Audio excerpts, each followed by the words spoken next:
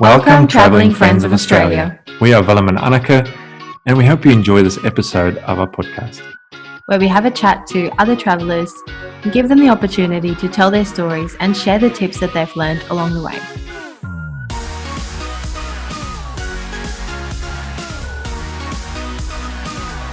Welcome, listeners. Today we have Toni and Tristan from Price Family Adventures. We just kind of want you guys to tell a little bit about yourselves and I guess your traveling status and why you started traveling. Yeah, so do you want me to go? Okay. So we've been together, I don't know, since we were teenagers. We've been married 11 years this year, and we've got we've got the 3 kids. So our oldest is 8, and I got to a point where we were just always working, so I'm a nurse and I was at work like all the time, random times.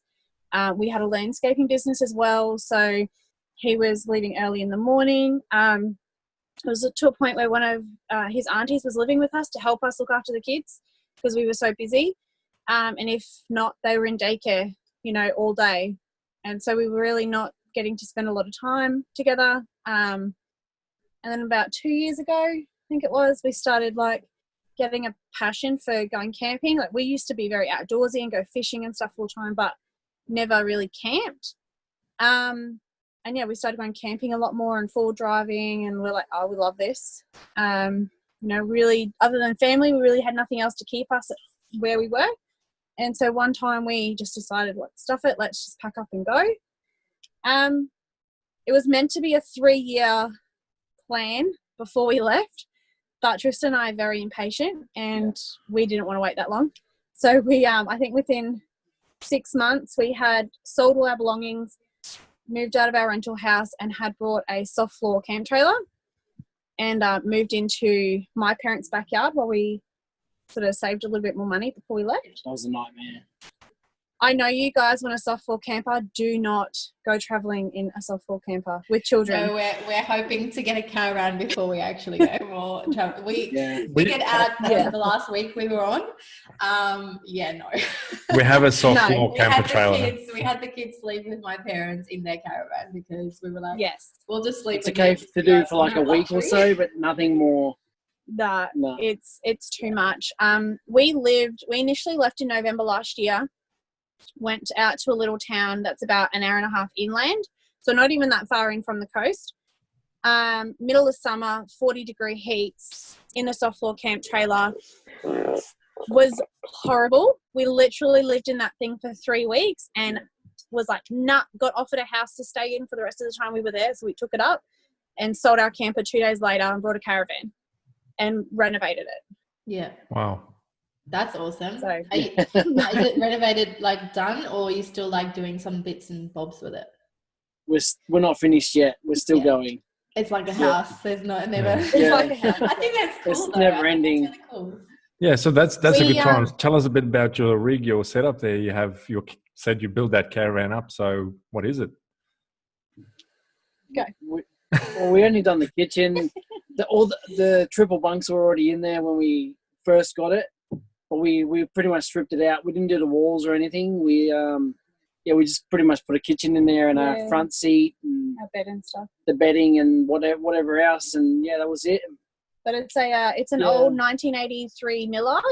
Yeah, right. So it's very old and classic. But we get a lot of comments about how people love the older fans. We love it because we've been able to design it to what we want. Standards, yeah.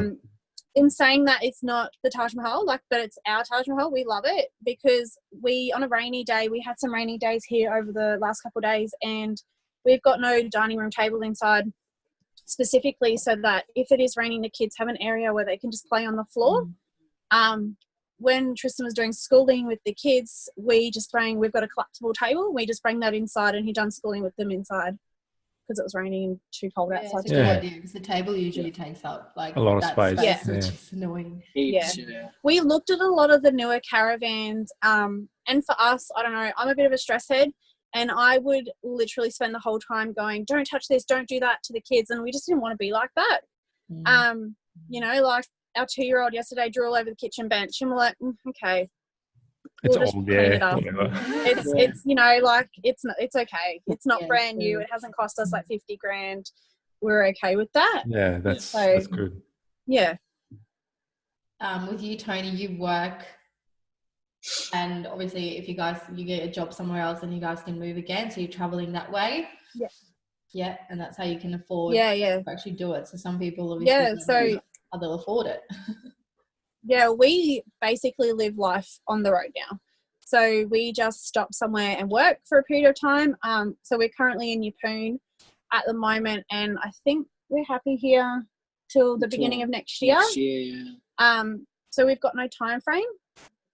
In saying that, if we get a contract somewhere else, we might be able to go there for a month, and then we'll probably come back here for a little while because we really like where we are at the moment.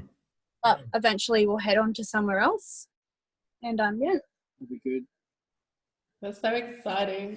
Yeah, you're our first full-time traveler couple that we've interviewed, so it's something totally different. And we know people. We personally know a lot of people who are doing it. But I think the way that you're doing it as well, you're still going on with your life. You're still doing like your career, your job, and but you can do it for however long. Like it's never ending. So that's so exciting. I wish there's no hurry.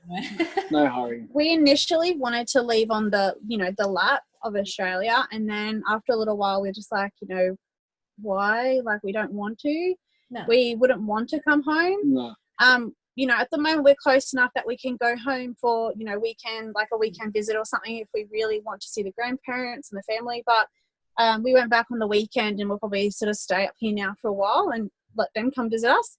Yeah.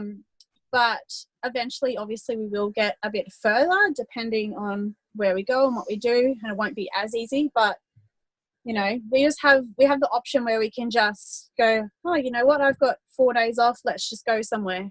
And we've got a tent, so we generally won't take the caravan with us everywhere.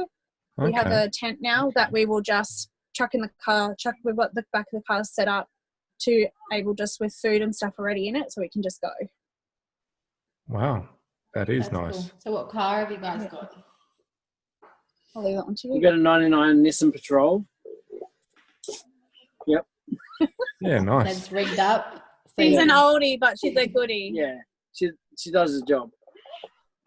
Yeah. So she can go the 4-wheel driving and all that. Because I'm thinking, like, you guys obviously with your caravan, you can't go like much 4-wheel driving, obviously. No, nothing off road yet. Yeah. And we're also not set up because obviously we're doing it ourselves. We're not set up yet to be self-sufficient. We don't have solar and we don't have water or anything like that. We'd probably be able to do like an overnighter, but we can't stay extended periods off grid yet. Not yet. Yeah, Eventually. so you don't do a lot of free camps. You're mostly just in the caravan parks and stuff like that. Yeah. Power and water. Which is why we brought a tent, so we can spend as much time as we want off grid. Yeah. Going to those places like the beaches and out country. We want to go out to Carnarvon Gorge and whatnot. Yeah. So we'll go and do those things on time off. Yeah. I have heard today about a place, I don't know where it was, where I heard about. There are places who actually have hot showers and stuff, and it's free camps and things. So that's pretty cool when they've got that, and it's not like the station we were on last week, which had nothing. No. Absolutely nothing. But there are actually some free places who have like hot showers and long drops or like, if they're like $5 a night or something. Yeah.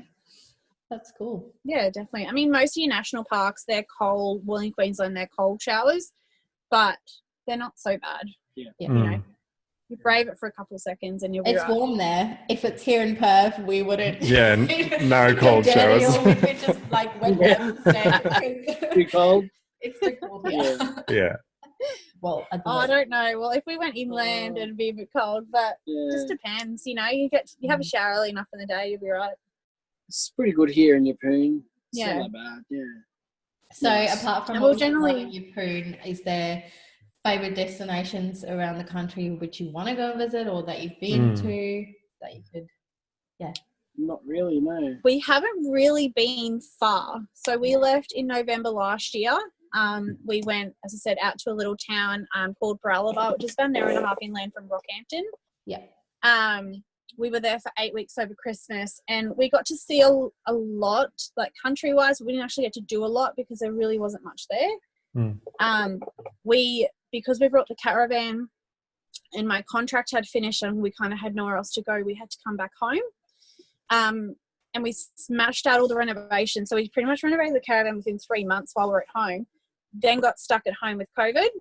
Oh, yeah. So we kind of ended up being in Brizzy for about 6 months all up, and then pretty much hightailed it straight from there, straight up here, as soon as we could, and to work up here. So we really haven't been lots of places, but any places you'd like to go to that you've heard of? Any places you'd like to go to that you've heard of? Yeah, we've got a big list. Heaps, yeah. We want to do the Cape. I think the Cape's on everyone's to-do list, but we want to do the Cape. We really want to get over to WA. Yeah. That's like our dream. He's a big fisherman. Yeah. And WA is our dream. Yeah. Yeah, and WA is big. There's a lot of stuff to see. So you'll be in WA for you'll be WA a while. Yeah. Well, how long have we been here for? We've been in your home for 5 or 6 weeks now, I think. Okay. And we'll probably be here for 6 months. We've got to be within Queensland for the next year and a bit, because I'm doing my I'm at uni, and so just with uni placements and stuff like that, it's just easier to stay within Queensland. So we'll stay within Queensland, and then once I'm done, we'll start heading into other places. Awesome. Is there anything in your setup that you guys love, or I don't know, that's something different, or I'll let Tristan tell you about his smoker. Okay. No. Is this a barbecue smoker? No, like this is an actual it's an actual smoker. You know, so you can buy the big versions of the smokers where you can smoke your own meat. Yes. So we got a portable smoker. We only just got it, so we're still learning a lot. So, but it's pretty much like a little mini suitcase. Yeah, so you can pretty much carry it wherever you want and plug it in, and it's away pretty you go. Cool. Yeah. So that's our new little fave thing that you really wouldn't know much about. Like we have always wanted a smoker. Yeah. And he was literally going to take our toolbox off the front of our caravan so we could get a big, your big smokers, because he wanted one that bag. And the park owners where we are, he was telling us about we can get a portable one, and so we looked him up, and we've got one. So that's all we post photos about at the moment is food. Yeah, food. So we kind of must make food for everyone at the caravan park at the moment. Much. Yeah. So where's your kids? Are they sleeping already, or you just? No. Playing iPad. It's iPad time.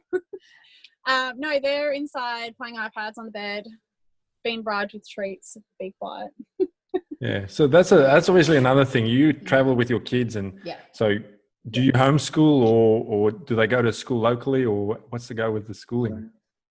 We homeschool. Dad homeschools. Dad homeschools. Yes, I do it all. Fun. It's not too bad. I just got to get used to it a little bit more. Yeah. It's not too bad. At different ages too, hey?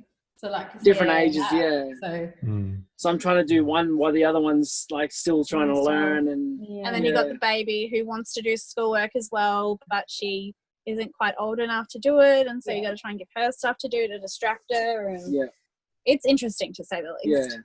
Yeah. Is there a lot of support, like from the government or a curriculum thing, or how do you get all the information from? So in Queensland, in some other states, I think New South Wales has like a really good program. Queensland, not so much. To be able to do any program where you actually get supported by a teacher, you're basically paying private school fees. So we have purchased our programs that we do. We initially started with Complete Education Australia, which is really, really good. But for our dynamic where I work all the time, well, not all the time, but, I work and we've got so much other things going on, it was just too much work. So we've now changed to Homeschool Supplies Victoria, and she sends us like a workbook, and we work through the workbook at our own pace. Yeah, and we just do X amount of work a day. I think we only do about an hour or two a day. Yeah, 2 hours a day. In saying that though, like we'll go and do other things, like we've got the beach across the road, and during some time off I took the kids over there, and there's heaps of hermit crabs there. So we looked at all the hermit crabs, and we came back and Googled, you know, what do they eat, and, you know, how do they survive and stuff like that, and wrote a story about it. So, you know, try and expand it that way. But otherwise, yeah, Dad does it. He does a good job. Yeah, good. It's not easy. When you're living this lifestyle, it's not the work that's overly hard. It's getting in the habit of actually doing it. Yeah. So, having, you know, like what we've been, to do it. We've been gone 6 months, like, you know, we've been homeschooling for 6 months now. And to be honest, we've been very hit and miss with it. You know, we've had times where we probably haven't done schooling for like 2 weeks, and then we've had times where we've done it for 2 weeks straight. But we're slowly getting there. You know, it's just that getting in that routine. Yeah. I guess it's very rewarding, isn't it, Tristan, to see how they develop and what you've actually taught them, that they've implicated, putting it forward, you know, and showing that they've learned something. No, it is. Sometimes I don't want to listen, but still. Sometimes really you want to pull your hair out and go, why? Why am I doing this? But it is worth it. It is. Yeah. And it allows us to live our life more, you know, like we can just go to the beach. If we want to go to the beach for the day, we'll take the schoolwork and we'll do a little bit at the beach, and then we'll, you know, go fishing or something while we're already there. Yeah. I just think like I think I told you, Toni, but like this week, the kids just developed like so much more, you know, just by, they were outside like all of the time. They had to go and, pick up sticks, pick up rocks, play with the sand, build stuff, whatever. And we didn't really take like any toys with us, so they really had to go and use their imaginations. We've only got a 3 and a 2-year-old, and we showed them the birds and the goats and the toads and on the station grubs we actually drove with the kids on our laps. We didn't put them in the car seats. So they were literally like living a freedom life. They came back this week and they're like, we want to go back to camp. No, they said it on the way back. They're like, are we going camping again? I'm like, no, we're going home. Because it was so much fun.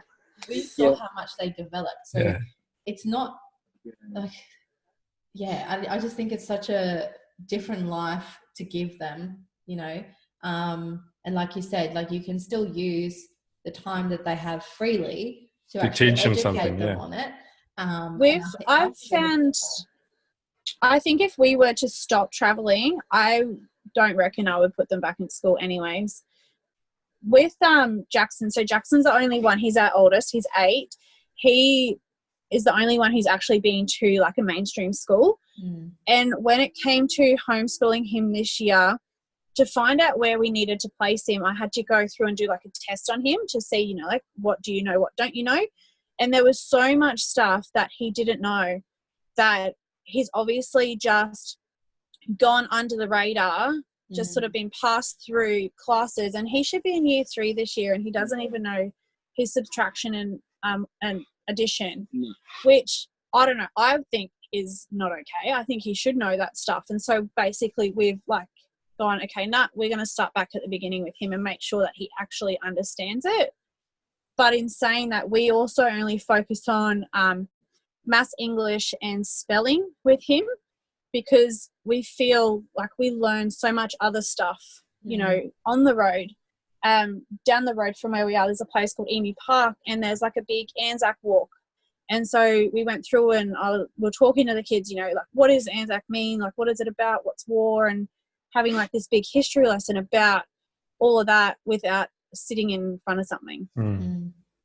Yeah, they learn better that way. I guess you kind of said it already, but if there's any advice that you could give parents, obviously that've got kids that needs to have an education, just along that line, or that do the things you do, like travel full time, have their kids, you know.